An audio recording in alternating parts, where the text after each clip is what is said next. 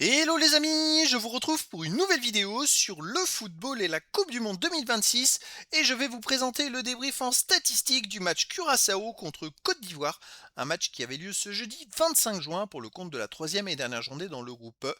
Et c'est la Côte d'Ivoire qui a emporté 2 buts à 0. La Côte d'Ivoire se qualifie pour les 16e de finale de cette compétition. Alors dans cette vidéo, on va revenir sur les buts de cette rencontre, mais surtout sur les statistiques des deux équipes pour comprendre un petit peu le déroulé du match et on terminera la vidéo par le classement du groupe E mis à jour et les 16e de finale à venir. Et donc une victoire de la Côte d'Ivoire 2-0 qui est logique. En plus, ils ont ouvert le score très très tôt dans le match, dès la 7e minute par Pépé. En deuxième mi-temps, Pépé a marqué un deuxième but à la 64e minute pour une victoire facile de la Côte d'Ivoire 2-0. Et Pépé est plutôt en forme dans cette compétition. Donc la Côte d'Ivoire rejoint l'Allemagne en tête du groupe. Mais comme ils ont perdu contre l'Allemagne, ils sont deuxième. On va le voir un peu plus loin au classement. Alors les statistiques, il y a eu 63,4% de possession de balle à 36,6%. Pour la Côte d'Ivoire, 623 passes tentées à 354, 558 passes réussies à 295, 89,5% de passes réussies à 83,3% collectivement. Bon, il n'y avait pas photo, la Côte d'Ivoire a été bien au-dessus de Curaçao. Par contre, 9 occasions à 6 pour Curaçao. Alors, la Côte d'Ivoire n'a eu que 6 occasions dans le match. Les XG, les buts attendus, 1,30 à 0,47 pour la Côte d'Ivoire. Bon, victoire logique, mais moi j'attendais quand même mieux en attaque 2, un peu plus que 1,30. Je trouve que c'est pas suffisant. 11 tirs à 7, mais pour Curaçao, 3 tirs cadrés à 2 pour la Côte d'Ivoire, 2 tirs contrés à 1 pour Curaçao, pas de poteau. Effectivement, la Côte d'Ivoire n'a cadré que 3 tirs. Ils ont eu 1,30 XG avec 3 tirs cadrés et un tir bloqué. C'est quand même assez énorme, puisque Curaçao a plus tiré, mais ils ont moins cadré. Ils ont cadré que 2, malheureusement pour eux.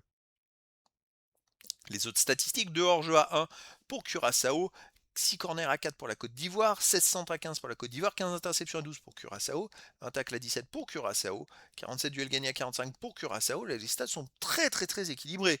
2 arrêts à 1 pour la Côte d'Ivoire, on saute à 6 pour Curaçao, 2 jaunes à 1 pour Curaçao. Pas de carton rouge. Alors, c'est le contexte aussi qui veut ça. C'est que comme ils ont marqué très tôt la Côte d'Ivoire dès la 7e minute, Curaçao a quand même essayé de jouer. Et c'est ce qui fait que ça s'est resserré dans certaines statistiques. Il y aurait eu un 0-0. Je pense que plus il y aurait eu 0-0 et plus la Côte d'Ivoire aurait eu la balle et aurait eu le monopole de la balle et peut-être moins Curaçao aurait eu éventuellement d'occasion. Mais voilà, au final, Curaçao n'a pas pris de points et il termine dernier du groupe avec un seul point. Tandis que la Côte d'Ivoire finit deuxième ex aequo avec l'Allemagne, mais ils ont perdu contre l'Allemagne, ils ont perdu 2-1. Alors ça a quand même de l'incidence, parce que la défaite contre l'Allemagne 2-1 dans les arrêts de jeu, alors qu'en plus il y a un Allemand qui était hors jeu sur un des deux buts, c'est quand même assez limite, sinon c'est la Côte d'Ivoire qui sera en tête du groupe. Et c'est vrai que c'est bien dommage pour eux. Donc après, il faut voir après le parcours qu'ils vont avoir, mais vaut peut-être mieux finir deuxième, parce que être finir premier, c'est affronter la France en huitième de finale. Ça peut-être que ça va les arranger.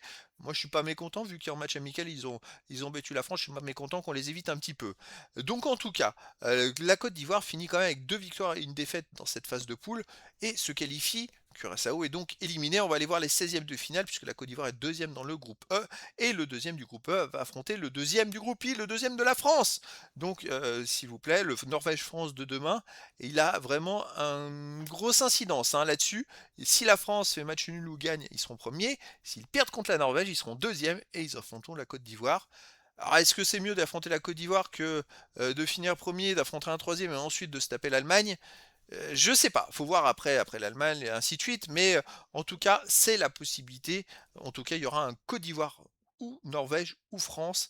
Donc ça va faire quand même un gros adversaire potentiellement pour la Côte d'Ivoire.